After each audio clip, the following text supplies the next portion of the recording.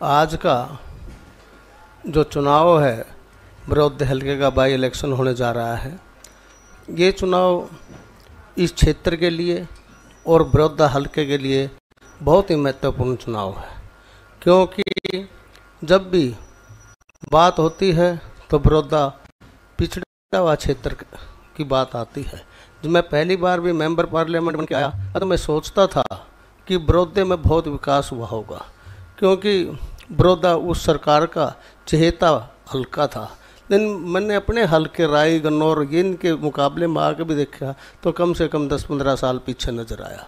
इस हल्के में पानी के पीने की समस्या बहुत ज़बरदस्त थी। निकासी पानी डूबने के लिए था, लेकिन पीने के लिए नहीं था। आज हमने पिछले 5 साल में लगभग 35 गांव में पानी पहुंचाने का काम किया था, और जो बचे हैं उन सब का भी कर दिया है कि अगले 6 महीने के अंदर अंदर बड़ौदे हलके में पीने पानी समस्या नहीं रहेगी। उसके साथ साथ रोडों की बात थी। हमारे वहाँ तकरीबन रोड डबल थे, और आज हमने लगभग 75% 80% रोड बड़ौदे हलके के गाँव के भी चौड़े किए हैं, 18 फुट के किए हैं, और उससे बड़े भी किए हैं। तो एक रोडों का काम, पीने का पानी का काम। इसके साथ साथ यहाँ फसल बहुत बर्बाद होती थी, उसका निकासी का प्रबंधन हमने काफ़ी कुछ कर लिया है। वो भी 70-80% हमने लगभग कंप्लीट किया है। और जो फसल का हुआ मुआवजा देने की बात हुई, वो सारा किया है। तो मैं आप लोगों को एक बात कहना चाहता हूँ, और सबसे बड़ा काम जो बड़ौदा के लिए हमने किया है, अगर हमने घुमाने का विकास करना है या किसी हलके का विकास करना है तो नेशनल हाईवे होना बहुत ज़रूरी है। आज चाहे गुड़गांवा हो, चाहे फरीदाबाद हो, चाहे सोनीपत हो, चाहे पानीपत हो, चाहे अम्बाड़ा हो, और चाहे कुरुक्षेत्र हो, करनाल हो, पंचकुला हो, अगर इनका विकास हुआ है तो ये सिर्फ NH के होने के ऊपर इन सब का विकास हुआ है। तो अपने इसकी तरफ ध्यान दे के पिछले 5 साल में MP बनने के बाद लगभग 28,000 करोड़ के काम हमने नेशनल हाईवे के अपने पार्लियामेंट क्षेत्र में किए हैं, और उसी का रिजल्ट है कि आज सोनीपत गोहाना जींद ग्रीन हाईवे, जो पहला ग्रीन हाईवे हमारे प्रदेश में बन रहा है, वो इसके बीचों बीच होके जा रहा है। इसके साथ साथ गोहाना से जींदवाड़ा ये रोड पूरा होके ये भी नेशनल हाईवे है। ये भी पहला उदाहरण है कि 1 किलोमीटर दूर से दूसरा नेशनल हाईवे गुजरता हो। आज उसका काम तेज़ी से शुरू है, और अगले 1.5-2 साल के अंदर अंदर वो कंप्लीट भी हो जाएगा। ओरले का जो पहले वाला नेशनल हाईवे बनाया था उसका पूरा हो गया है। तो मैं आप लोगों को कहना चाहता हूँ कि एक विकास का रास्ता हमने अपनाना पड़ेगा। और गोहाना जो है, चाहे रेलवे स्टेशन के पास थी, इतनी गंदगी पड़ी थी, आज 8 एकड़ में आप देख सकते हो। गोहाना की हालत भी बदतर हालत में था, आज गोहाना एक शहर के रूप में दिखाई दे रहा है। इसमें हमारी नगर पालिका की चेयरमैन का महत्वपूर्ण रोल रहा, और वहाँ पर शानदार रेलवे ज़मीन में पार्क का निर्माण हो, स्टेडियम बनाना हो, दूसरे पार्क का निर्माण करना हो। गोहाना के बाईपास NH में दूसरा बाईपास है, वो भी NH से हो जाएगा, और एक रोड और जो गोहाना के ऊपर से गुजरेगा वो भी नेशनल हाईवे है। इस पर शुरू हो गया, एक का पूरा हो गया, दूसरे पर शुरू हुआ। तो अपना है कि काम कैसे हो। सोनीपत गोहाना जींद रेलवे लाइन थी, वो कंप्लीट करना, 3 ट्रेनें उस पर चलवानी, स्टेशनों को अपग्रेड करना। तो चाहे सेंट्रल गवर्नमेंट के काम हो, माननीय प्रधानमंत्री जी नरेंद्र मोदी के नेतृत्व में हमने एक नया रास्ता विकास का अपनाया है, और इसी तरह प्रदेश में माननीय मुख्यमंत्री मनोहर लाल जी के नेतृत्व में हर आदमी को न्याय देने की कोशिश की है। चाहे वो नौकरियां का मामला हो, भ्रष्टाचार पर अंकुश लगाने की कोशिश की। ये सब वो काम है जो भाई भतीजावाद क्षेत्रवाद था, उसको हमने ख़त्म किया है।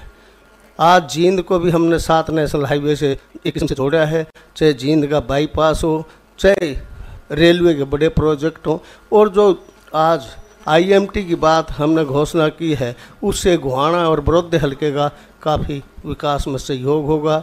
आज चाहे जनता फुटाना में यूनिवर्सिटी बनाई है, उसे एजुकेशनल स्तर यहाँ से उभरेगा। 2 महिला कॉलेज बड़ौदे में बनाए हैं। तो ये सब एक विकास का नया रास्ता दिया है, और लगभग 100 करोड़ रुपए पीने के पानी के, और 120 करोड़ रुपये रोडों के, और 100 करोड़ के करीब गांव में विकास के लिए पंचायतों में भेजे भी हैं, और विकास का काम चल भी रहा है, पीछे भी मुख्यमंत्री जी के, जबकि हमारा यहाँ से विधायक नहीं था, ना आज तक बना है। मेरे क्षेत्र में सिर्फ एक विधायक था, लेकिन मुख्यमंत्री ने उस काम में कोई कमी नहीं छोड़ी। जब भी मैंने कहा, चाहे बड़ौदा हो, चाहे गोहाना, चाहे जुलाना हो, चाहे स्पीद हो, वो लगातार आए और जो डिमांडें रखी वो पूरी की। तो ये भाई भतीजावाद के बिना काम इस क्षेत्र में हुए। मैं तो एक कहना चाहता हूँ, ये चुनाव बड़ौदा हल्का के विकास से जुड़ा हुआ है और एक बार भारतीय जनता पार्टी उम्मीदवार को जिता के भाई योगेश्वर है, उसकी छवि बिल्कुल साफ है। उसने गोहाने का, इस बड़ौदा हल्के का नाम देश नहीं पूरे विश्व लेवल पर भी उन्होंने इनका मान और सम्मान बढ़ाया है। वो एक ईमानदार छवि है। तो मैं तो यही है कि इस बार भाई को यहाँ से विधायक बनाकर भेजो। पहली बार इस चुनाव में जाति पाति और सब चीज़ से ऊपर उठकर ये चुनाव अगर है तो बड़ौदा हल्के ये विकास के लिए है, ना इससे कोई सरकार बदलती है, ना मुख्यमंत्री। सिर्फ एक है कि बड़ौदा हल्के का विकास कैसे हो। और जो बार बार इस क्षेत्र को पिछड़ेपन के दोषी हैं वह लोग, वो बार बार आके झूठ बोलते हैं। और झूठ का हमारे 9 हल्के में तो 7 ने तो पूरी तरह पीछे सफाया कर दिया था और खरखोदा थोड़ा सा बचा था, बड़ौदा बचा था। तो मैं एक कहना चाहता हूँ, आप एक बार ये साथ दे दो। अगर एमएलए भी अपना हो तो हम विकास का रास्ता और ज़्यादा तेज़ी से हो सकता है। आज राई में हमारा हो गया, गोहाने में हो गया और जींद में हो गया, ये चौथा एमएलए आप यहाँ से दो तो एक विकास का नया रास्ता। मैं बड़ौदा के लोगों से यही अपील करना चाहता हूँ। और यहाँ के लोग बहुत ही समझदार हैं और ईमानदारी से काम करने वाले, मेहनत करने वाले हैं। मैं सिर्फ इतना ही कहना चाहता हूँ कि ये चुनाव और चुनाव से अलग हटकर है। अगर हमारा उम्मीदवार काम ना करे, ना ठीक लगे, 4 साल बाद बदल देना उसको, जो अच्छा लगे। अगर काम करे तो फिर बना दियो, नहीं तो नहीं, कोई बात ही नहीं है। तो मैं इतनी बात अपनी कहना चाहता हूँ। अब आप पूछ सकते हो। ठीक। कौशिक जी, मैं गौरव गर्ग हूँ, प्रथम तहलका न्यूज़ चंडीगढ़ से। मेरा सीधा सवाल है, आप कहते हैं कि अगर अगले 4 साल विकास करवाना है और बीती हुड्डा सरकार के 10 साल के विकास की बात करते हैं, कांग्रेस और इनेलो उनका सीधा ये कहना है कि क्या अब धमकाकर जो आने वाले 4 साल हैं उनको धमकाकर वोट मांगे जाएंगे? अगर आपका एमएलए नहीं होगा तो क्या यहाँ विकास नहीं होगा? ऐसा है, एमएलए होने के बाद ज़्यादा विकास होता है। एक गाड़ी 2 पहियों से चलती है। सेंटर में हमारी सरकार है, प्रदेश में सरकार है। एमएलए होगा तो ज़्यादा से ज़्यादा यहाँ का विकास और भी ज़्यादा होगा। मैं अपनी तरफ से एमएलए वाला काम भी, एमपी वाला भी करने की लगातार हमने कोशिश की है और उसमें काफ़ी सफल भी हुए हैं। ये धमकाने की प्रार्थना की बातें मैं ये जो बकाते फिरे हैं ना, उन ये कान खोलना चाहूँ। हल्के वाले तो झूठ बोलते हैं सारा दिन, कम से कम झूठ मत बोलो, अपनी बात कहो। जो न करा वो बता दो, ये कर रखे हमने, ये तो ज़मीन मैं नेशनल हाईवे गिनवा रहा हूँ तो वो एक बड़ा काम बता दो, ये कर दिया। हमने 2 महिला कॉलेज की बात करी और करी, बड़ौदा में बताओ तो क्या करा। आईएमटी की बात हम कर रहे हैं, पहले बड़ौदा हल्के के लिए किया क्या? वो एक काम तो गिनवाएं। पीने पानी की हमने कितने गाँव की समस्या हल की है, रोडों की बात है, चाहे सफेदों से जोड़ने की बात हो, दूसरा हो सारा, अब महम रोड भी आप देख सकते हो, ये सब एक काम के रूप में किया है। तो मैं यही बात कहना चाहता हूँ। रमेश जी, पहले तो आप बधाई के पात्र। आपने कहा कि 28,000 करोड़ का आपने जो प्रोजेक्ट लेके आए हैं सोनीपत लोकसभा में और 400 करोड़ रुपए आपने बड़ौदा में लगाए हैं, तो इसका मतलब विकास के नाम पर चुनाव जीतेंगे। विकास के नाम पे ही चुनाव लड़ेंगे। चलो, आपने विकास करवाया तो फिर पिछला चुनाव आप जो है लगभग 1,70,000 वोटों से जीत गए थे, लेकिन बड़ौदा से फिर भी आप 17,250 वोटों से हार गए थे। अब के बड़ौदा की भी समझ में आ जाएगा। और हल्के आ गया ना, सब में, चुलाने में भी आ गया, जींद में भी आ गया, सफेदों में भी आ गया। यहाँ के लोगों के बका के वोट लेना चाहो, इस बार बका के वोट नहीं ले सकेगा। गन्नौर भी आ गया, राई भी आ गया, सब में आ गया। खरखोदा भी 6-7 हज़ार का कुल मार्जिन बचा था। अरे इस बार यहाँ भी कर देंगे, इसलिए कोई दिक्कत नहीं आ सकती। तो आप इन जो घोषणाएं हुई हैं ये पूरी होंगी, इसका आप जो है वो करते हैं, आप पूरी घोषणाएं होंगी? ऐसा है, राजनीति में आज इतना टाइम हो गया है, कम से कम मैंने झूठ नहीं बोल लिया। किसी को ये भी नहीं कहा काम होगा तो होगा, नहीं तो मैं जब मैं मुँह पर नाट जाऊँ। ये बात तो 30 साल की राजनीति में कोई ये कहना नहीं पाओ, ये झूठ बोल सकते हैं। और वोट में तो अपने चुनाव में नहीं कहता, ना हम उनकी बुराई करते ना वो करते, हम तो कहें उनने जो कर रखे वो बता दो और बनने मत बनो। पक्का होगा, सब न बेरा इस बात का। इब के विरोध में देख लियो, 5-6 सारा दिखाई दिया था। पंडित जी, एक तो इस ग्रीन हाईवे के बारे में थोड़ा सा बताएं। आम आदमी कंफ्यूज्ड है, इसमें क्या खास बात है? इसमें ये हाँ जी। ये खास बात है, हर गांव के बराबर से पहले हाईवे ये जा रहा है और इससे यहाँ विकास का नया रास्ता और पहला ग्रीन हाईवे है जो प्रदेश में बनने जा रहा है। इस पर लगभग 2-2.5 हज़ार करोड़ रुपए का ज़मीनों समेत खर्चा भी आया है। ज़मीन एक्वायर कर ली है, ज़मीन का लोगों ने मुआवजा भी मिल लिया है और काम शुरू हो गया है। जब तक ग्रीन हाईवे या रोड की सही नहीं होगी आप विकास के रास्ते पर नहीं जा सकते, ये ज़रूरी है। अब ये बताओ, या 60-70 साल हो गए थे जो आदमी आज बात कर रहे हैं, वो इतने टाइम सरकार में एक नेशनल हाईवे नया बनवाओ, बता दो मेरे पार्लियामेंट में, ये बता दो भाई ये बना दिया, वो कहने में नहीं होता।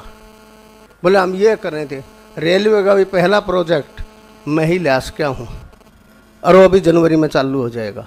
तो ये काम करेंगे तो होगी बात, नहीं तो नहीं होगी। कौशिक साहब, कल दीपेंद्र हुड्डा ने कहा कि आप लोग खीर खिलाने की बात कर रहे हैं, तो ये खीर जो है सोनीपत, इसराना और जहाँ जहाँ से आपके 8 मंत्री आ रहे हैं, तो वो कह रहे थे कि वहाँ के लोगों ने आपकी खीर खा के देख ली है।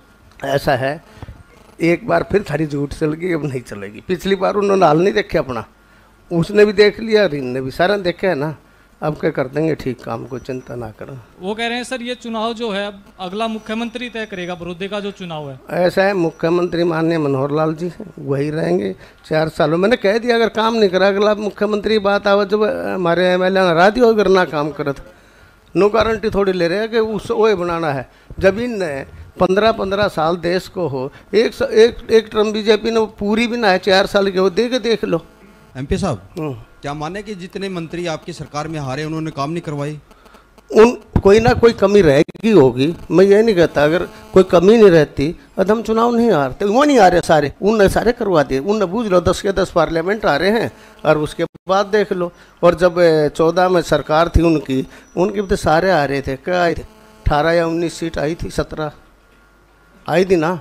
अरे ये तो राजनीति में होता रहता है, हारना जीतना, लेकिन अपना कर्म ठीक रखो, उसकी परवाह मत करो। पिछली बार मानने की कमी रही है कामों में, 5 साल के दौरान जो खट्टर राज रहा है कभी? नो, हमारे यहाँ तो कोई कमी रही नहीं, जबकि मेरे यहाँ कोई MLA नहीं था, उसके बाद भी कोई कमी नहीं रही। अपनी तरफ से जो कर सकते हो किया। सांसद जी, जिस प्रकार से टिकट मांगने वालों की लंबी फहरिस्त थी और आजकल वो दिखाई नहीं दे रहे हैं कहीं भी, पार्टी कार्यालय में कहीं भी, क्या उस नाराजगी को कैसे दूर करेंगे? ऐसा है, मैं आ गया हूँ 2 दिन में, वो सारे मेरी गेल ना पाऊँ तो बता दियो यार, तुम नाराजगी तो माफ कर लूँगा दूर, चिंता मत करो याद।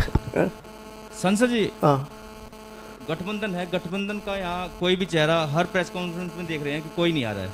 और आपके पीछे बैनर लगा हुआ है, इसमें भी कहीं गठबंधन का ऐसा है, नहीं है। ऐसा है, गठबंधन वाले जब के साथ लेंगे। अभी भी बांगड़ साहब उस दिन थे, भूपेंद्र मलिक जी भी थे और उनका जिला अध्यक्ष विदा पदम दैया सारे थे। अब आगे जिस दिन अपने गाँव में प्रोग्राम बनेगा ना, मेरी जिला गठबंधन वाले भी सारे पाऊंगे, ये आप मान के चलो, कोई बाहर नहीं पाऊंगा अपना आदमी।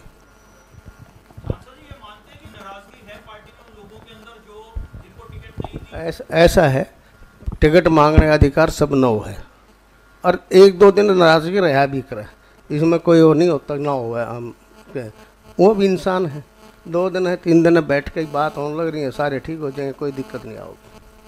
कौशिक साहब, सोशल मीडिया पर चर्चा चल रही कि योगेश्वर दत्त जब टिकट मांगने के लिए अपने साथ पहलवानों को लेकर हरियाणा भवन मिले मुख्यमंत्री मनोहर लाल से, तो किसानों के मुद्दे पर वो किसानों को लेकर क्यों नहीं मिले, सिर्फ टिकट को लेकर ही क्यों मिले? ऐसा है, वो उनको बुलाया, पहलवान अपने आप मिलने के लिए आए थे। उन्होंने कहा जी पहले भी आप लोगों ने टिकट दी है और वो किया है, हम देश के लिए इसके लिए कर रहे हैं और इस सरकार की जो खेल नीति है उसको हम समर्थन करते हैं। और उन्होंने कहा कि योगेश्वर को आप एक बार फिर लाओ, हम सब भी आपकी मदद करेंगे। और एक और कहना चाहता हूँ, पहलवान की कोई लंबी चौड़ी जात पात भी नहीं होती, वो सबका हुआ है। कौशिक जी, हाँ हाँ,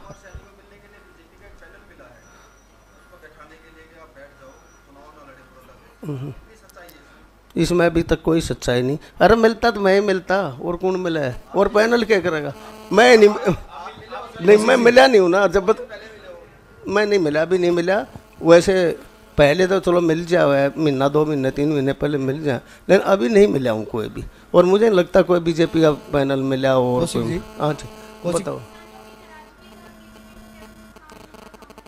ऐसा है, किसानों को आज एमएसपी पे हम सारा धान खरीद रहे हैं, किसानों की नाराजगी दूर होने लग रही है, धीरे धीरे सारी हो गई। जब जो काम ये कहते हैं एमएसपी पे लेंगे नहीं, अब हम एमएसपी पे ले रहे हैं। अब अपने आप झूठ कितने दिन चलेगी? 370 के बारे में भी इन्होंने यही कहा था।